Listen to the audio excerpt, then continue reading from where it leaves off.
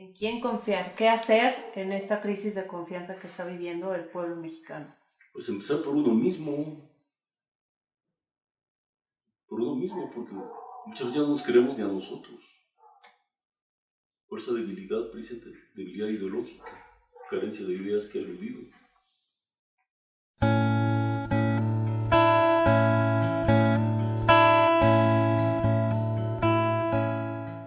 Emprendo una labor sin precedentes y que no tendrá imitadores.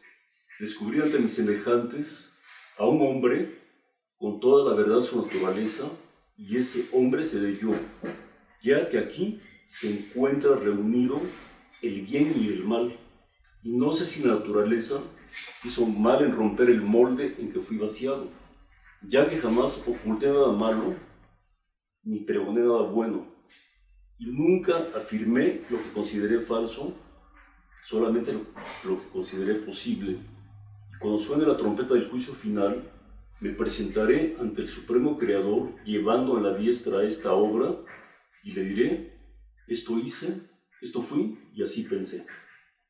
Soy Jesús Salmerón Acevedo, originario de Chilpancingo, Guerrero, aunque en la Ciudad de México tengo viviendo la mayor parte desde estudiante, pero aquí ya fue en la Facultad de Ciencias Políticas y Sociales, la opción, porque la facultad tiene 5, de Ciencia Política y Administración Pública. Después de eso ya no me interesaron los posgrados. Lo digo porque abiertamente yo me he dedicado mucho a la promoción cultural, fundamentalmente a la lectura. Ese ha sido para mí el eje que me permite incursionar en diferentes espacios, tanto públicos como privados, instituciones como agrupaciones también al mismo tiempo. Y aparte de eso me motiva mucho el periodismo, sobre todo la prensa escrita, aunque no he estado exento también de participar en la radio y en la televisión, pero sí reitero, la prensa escrita en medios mexicanos y extranjeros, tengo espacios para poder tratar de aportar algo al pensamiento, al debate, a las ideas. ¿Cómo fue que tú te enfocas a las ciencias políticas? ¿Qué es lo que te inspira a estudiar ciencias políticas? Bueno, principalmente la desigualdad. Es decir, estamos en un país que históricamente pues, ha vivido a base de demagogia, a base de un discurso y de políticas públicas totalmente fuera de contexto. No quiero decir con esto que estoy descalificando a todos los sexenios, pero refiriéndome concretamente a tu pregunta, esta motivación es porque también tengo la inquietud de poder extender, a tratar de aportar ese conocimiento que tanto limita al mexicano en lo particular y a la sociedad mundial en lo general. Mira, como lector, pues yo empecé siendo niño.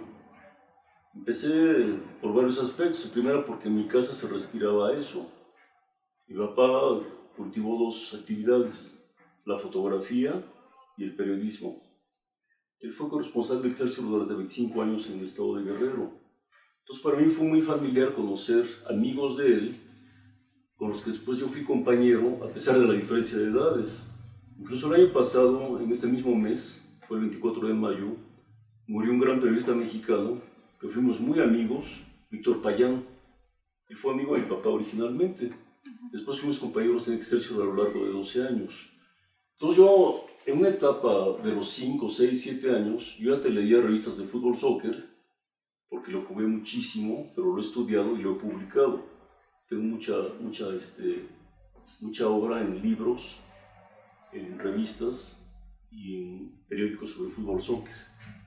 Pero principalmente tengo sobre política, sobre temas históricos, temas literarios, temas filosóficos incluso.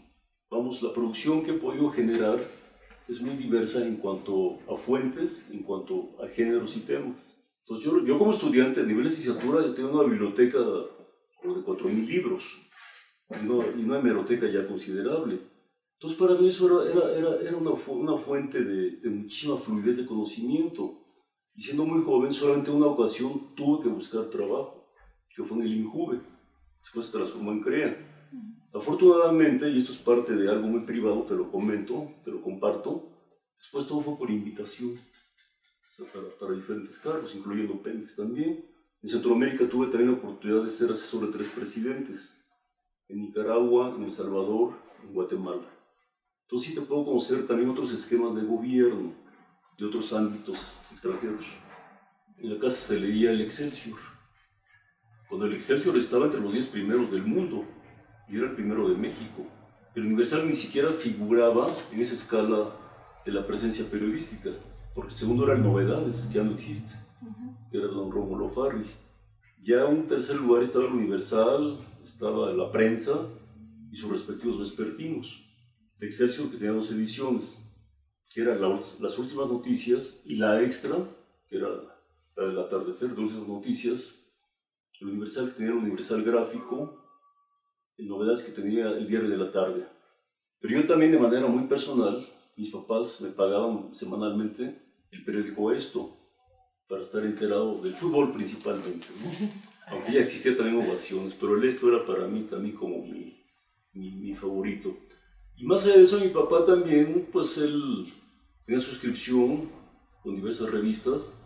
Te puedo citar la revista Life, en español, Selecciones de Rijksdag, el ABC de España, por ejemplo, y una alemana que conservo ejemplares en la hemeroteca. Era una formidable revista que se llamaba Escala Internacional, aunque el texto venía en español. Y aparte también había un amigo de mi papá que distribuía en Chilpancingo revistas que le llegaban directamente de China y de la Unión Soviética, que para mí era una gran novedad leer eso, porque estaban fuera de comercio además.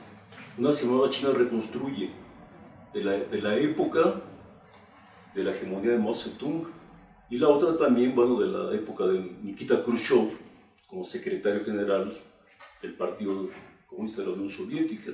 Esa revista se llamaba URSS, que eran las siglas de la Unión de Repúblicas Socialistas Soviéticas. Todo ese bagaje informativo que empecé a cultivar me permitió empezar a publicar a los 13 años de edad en periódicos locales de Chilpancingo.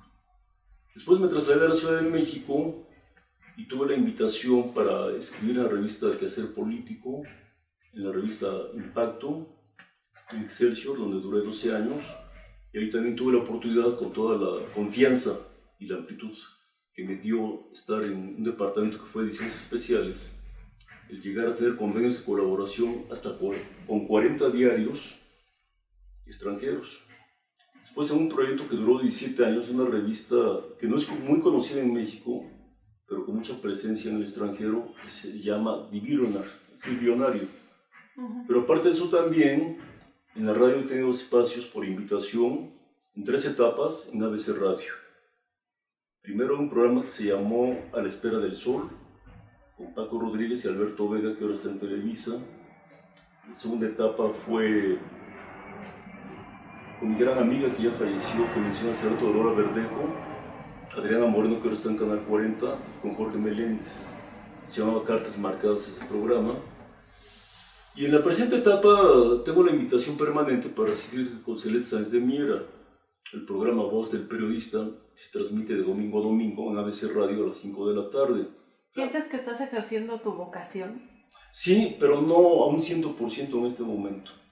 Estoy convencido de eso. Tu pregunta es clarísima y mi respuesta también. Pero siento que me falta más motivación para poder intentar contribuir más por mi país, sin demagogia, concreto. ¿Cómo tú crees que llegó a ti esa chispa de luz? Sí, por varios factores, Angélica. En primer lugar, como aludí antes, por el entorno familiar en donde crecí. Eso es fundamental. Pero la otra también fue una inquietud personal, de estar más enterado cada día. Es decir, sin afán también de erudición o sabiduría, ¿no? Claro. No, yo me refiero a los canales que me llevan al conocimiento. Pero esto ya fue una escritura propia que yo hice. Ciertamente yo estoy en una licenciatura en la UNAM, que ya te mencioné hace rato, Ciencia Política y Administración Pública.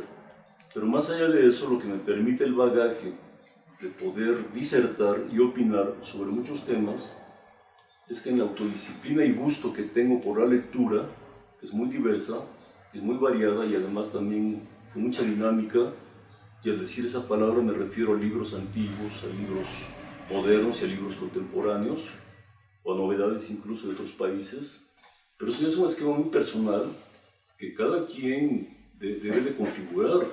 Yo lo que puedo hacer es exhortar y en lo que esté a mi alcance, con muchísimo gusto, y poder apoyar, porque lo he hecho además, a nivel de grupos o a nivel individual. En este espacio se han generado tesis, por ejemplo, de diferentes temas. Se han generado también grupos de participación, de reflexión, de historia política de México, de teoría política, del mismo SME, por ejemplo, y se tomaron muchos acuerdos para esa lucha, que continúa además, porque en la resistencia todavía hay 16.439 trabajadores.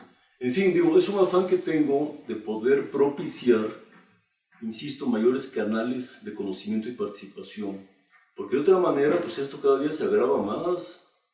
Yo lo hago cotidianamente, en los espacios y con las personas que me topo, pero también tengo la opción de invitaciones de carácter más formal. Por ejemplo, el día 12 de junio, que va a ser martes, estoy invitado por parte de la Biblioteca Iberoamericana de la Delegación Benito Juárez, que es un espacio para mí muy familiar. Yo he estado ahí muchas veces. El tema de mi conferencia va a ser el fútbol como fenómeno social, porque sí me inquieta mucho lo que pasa en torno a lo que es el afán de marketing y al propuesto consumista de las grandes empresas, tanto mexicanas como transnacionales, que en pocas palabras, a la ignorancia de la gente le saca un mayor jugo, mayor provecho, mayor lucro. Me dijiste que por la vía del conocimiento Sí. no se llega a la política, sino por el servilismo. En el caso mexicano, sí. Uh-huh. ¿Tú cuál crees que sea entonces la vía para que los jóvenes puedan ejercer política? Sí. ¿Tú crees que pues, es necesario afiliarse a un grupo juvenil de algún partido, rojo, azul, amarillo? Uh-huh.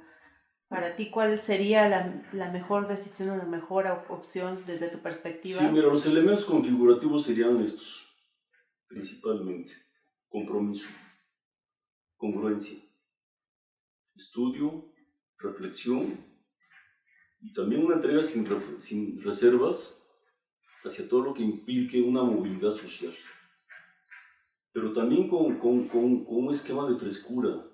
Es decir, la media de la población mexicana, si no es que un poco más, está harta. Yo en lo personal detesto esa frase clase política, porque ni es clase ni es política, francamente. Entonces, para los jóvenes, sí es muy oportuno, y es un momento también coyuntural, para que se pueda despertar esa conciencia y articular, como te dije antes, ese conocimiento, pero orientado también hacia un proyecto de nación. Con esto no quiero caer también en la fastidiosa retórica de refundar la nación. No, es algo que me choca, que me cansa, no hablo de eso, no. No, una reorientación, vamos, porque el país no está en un curso adecuado, vamos. Y esto debe de articularse adecuadamente, pero ya. Finalmente la conciencia social, las carencias, la economía familiar quebrada, fracturada, es la misma en todas partes.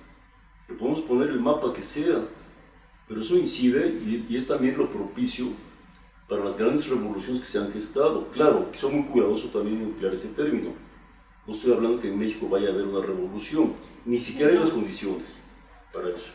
La cercanía con Estados Unidos, no hay tampoco una generación previa a nosotros que tenga un aporte ideológico, no, pero yo me refiero también a una revolución de la propia conciencia, a una revolución del pensamiento, a una revolución de la crítica, una revolución de las ideas.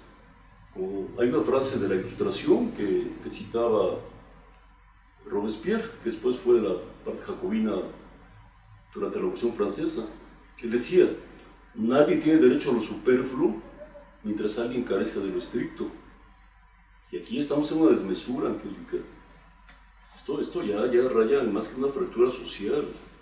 Es decir, cada día que pasa se agrava más. ¿Por qué? Porque el acto de gobierno cada día muestra su incompetencia, pero a la vez también demuestra su rapacidad. Pues lo vemos con la reforma fiscal. ¿Quién es el único beneficiario de esa reforma? Pues el propio régimen. Sí, insisto, me molesta y me preocupa que la mayoría de la gente no tenga el menor interés en discernir, pues para poder exigir también.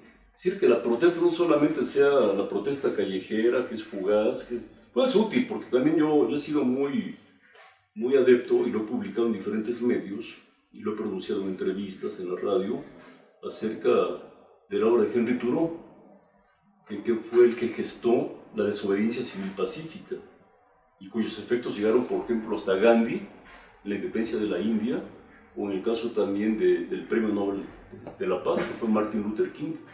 Ellos, al pie de la letra, retomaron la teoría de Thoreau en la desobediencia civil pacífica. Entonces, sí es posible, Angélica. No estoy hablando en teoría solamente, estoy hablando porque me consta eso. El año pasado incluso se cumplieron 50 años de aquella marcha al Capitolio en Washington con aquel formidable discurso de Luther King. Tengo un sueño. La llegada de Obama al poder con las elecciones de noviembre de 2008 jamás se hubiera alcanzado si no es por todo lo que Luther King, aún a costa de su propia vida, porque lo matan en el 68, se pudieron obtener ese tipo de igualdad en los derechos civiles norteamericanos. Entonces, insisto, sí es posible.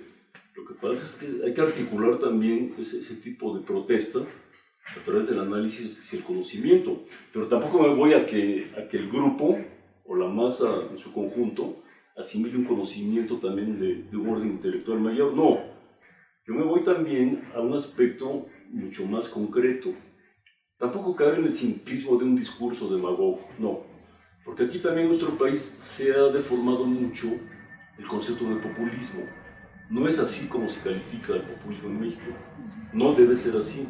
Son tres modelos básicamente en la historia de América Latina los que sí tienen las características medulares para que ese concepto sea aplicable, que fue primero el de Lázaro Cárdenas, el de Juan Domingo Perón en Argentina y el de Getúlio Vargas en Brasil. ¿En quién confiar? ¿Qué hacer en esta crisis de confianza que está viviendo el pueblo mexicano? Pues empezar por uno mismo. Por uno mismo, porque muchas veces ya no nos queremos ni a nosotros. Por esa debilidad, precisamente, debilidad ideológica, carencia de ideas que ha eludido. Sí, porque también otro aspecto fundamental en una sociedad que en México se ha perdido absolutamente también son los valores. Vamos, ya no hay un compromiso, ya la palabra, el apego a la palabra empeñada, tanto para gobernantes como para ciudadanos. En México carecemos mucho de eso. Yo diría que absolutamente, ¿eh? En las citas, en los compromisos, no hay ese respeto al tiempo de los demás. Calvino afirmaba que para encontrar esa felicidad, ese bienestar en esta vida, en este mundo, había que abocarse al trabajo, al ahorro y a la productividad. Y eso es elocuente, ¿eh? Incluso fíjate que no es casual que el papel de Angela Merkel como la gran lideresa mundial de las finanzas, que tiene como eje a Alemania en la Unión Europea, que somete a los 27 países que están como socios en dicha unión. Ella es hija de un pastor luterano, o sea que no son casuales los perfiles de los gobernantes, ¿no? Ahí hay un trasfondo siempre en donde se refleja después en las acciones de su vida pública, Angélica. Entonces el caso del fútbol, al decir fenómeno social, porque es un deporte cuya organización que ya mencioné, la FIFA, tiene más países afiliados que la ONU, por ejemplo. La ONU tiene 186 y la FIFA 202. ¿Qué te refleja eso? Juntando todas las religiones del mundo, católicas, ortodoxas, budistas, judías, no le llegan a los adeptos, a los aficionados al fútbol soccer. ¿Tú qué crees qué características hay que desarrollar como persona para poder desarrollarte en la vocación que tú elijas? Primero, leer mucho. Sí. Leer mucho, tener gusto por lo que se hace y el afán también de la disciplina, porque de otra manera pues, se puede tener talento, pero sin disciplina no se ejerce nada.